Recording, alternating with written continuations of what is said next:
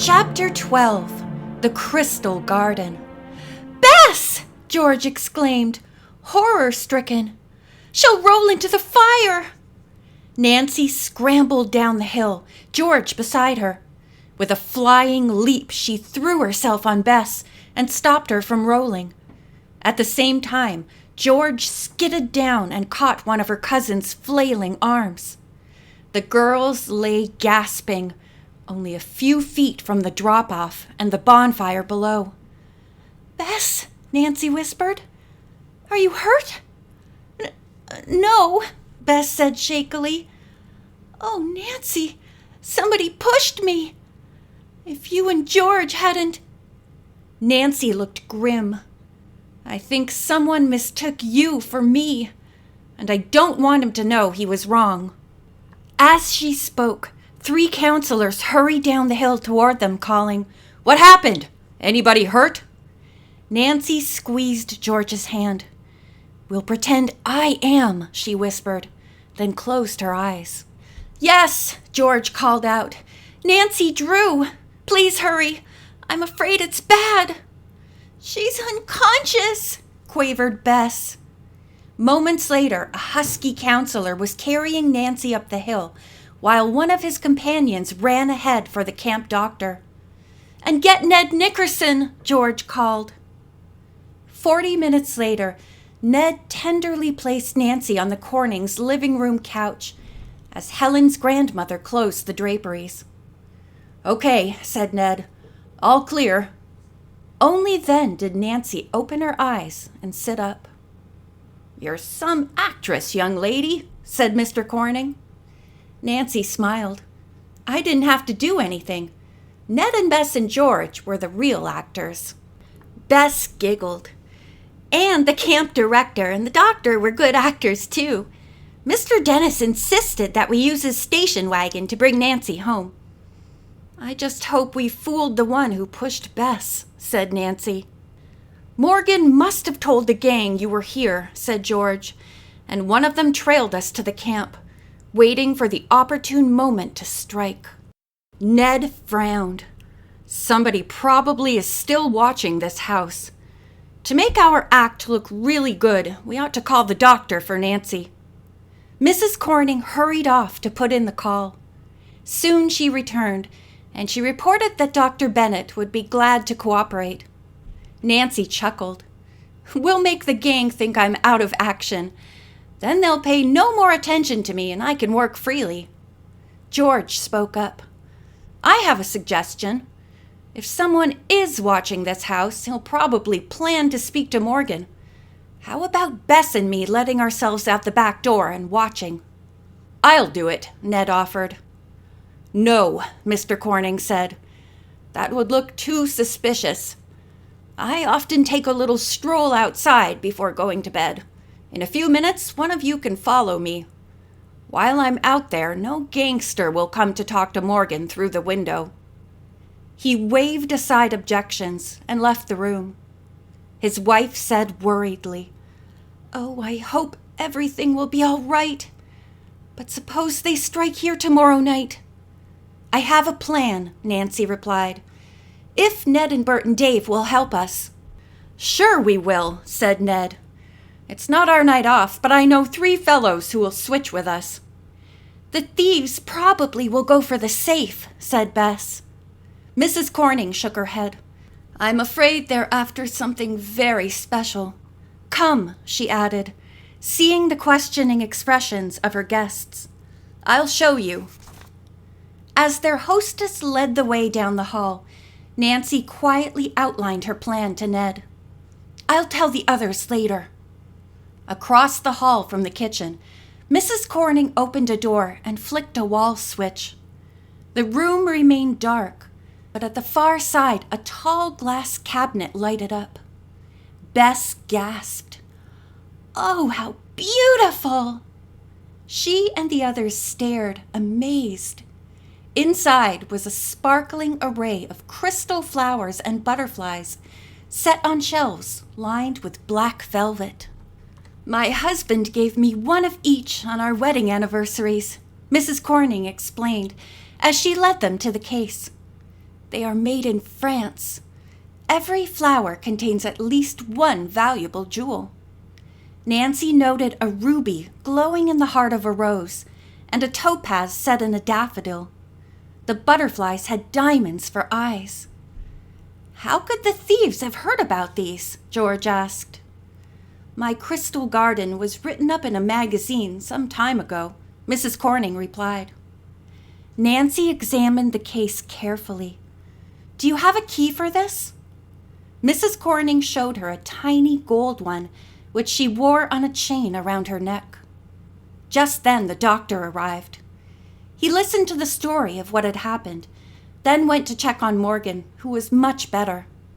When leaving, Dr. Bennett called back through the open door for the benefit of any outside listener.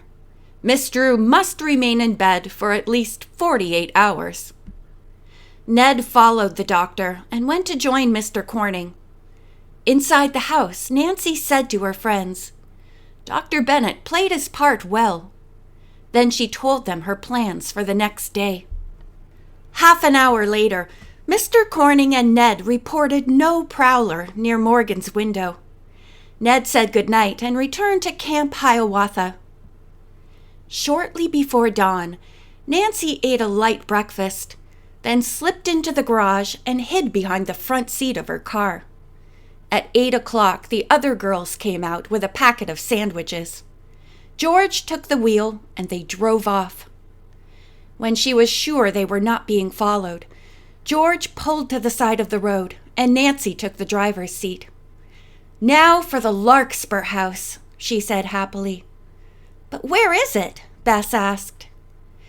Nancy said that since the Tooker estate lay southeast of River Heights, and the pigeon and airplane both flew over it, the other headquarters were probably to the northwest. I'll try that anyway. After a while, the road narrowed, and there were no houses to be seen. The countryside was generously sprinkled with patches of woodland and open fields. The girls explored every side road. Most of these were merely lumber trails which ended within a short distance. At other times, the searchers found a cabin and inquired if there was a sanatorium in the neighborhood. The answer was always no, and again Nancy would go on. Stopping only to eat their sandwiches, the girls rode all day, exploring the network of winding lanes. All three were tired, their nerves tense with the strain of being constantly on the alert. Finally, Nancy glanced at the clock on the dashboard. 10 minutes past 5, she said. We'd better go back. Nancy turned the car and began retracing the route to the main highway. Suddenly, she pressed down on the brake and they stopped short. Sorry, Nancy said, but we just passed a sign that I didn't see when we drove along here before. She backed a dozen feet and halted opposite a narrow dirt road. Nailed to a tree was a crude hand-lettered board. L.S. Lane. What about it? Bess asked. That probably leads to the cabin of a lumberman whose name is L.S. Lane. And on the other hand, said Nancy, it could mean Larkspur Lane and be a guide for the crooks. It's worth investigating, George remarked. Nancy turned into the narrow roadway, wide enough only for one car. But here and there the side bank had been cut to allow a vehicle to park while another passed it. Proceeding cautiously over ruts and bumps, Nancy presently pulled into one of the wider places on the right. She stopped the car close to the trees.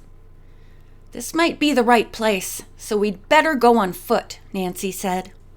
She led the way among the trees, keeping parallel with the road. The girls trudged through the underbrush for nearly a quarter of a mile, but saw nothing unusual. The only sounds were the crackle of twigs breaking underfoot. Suddenly, Nancy halted. Look! She exclaimed softly. Larkspur! A dozen yards ahead, the trees ended. Just beyond was a high wire mesh fence.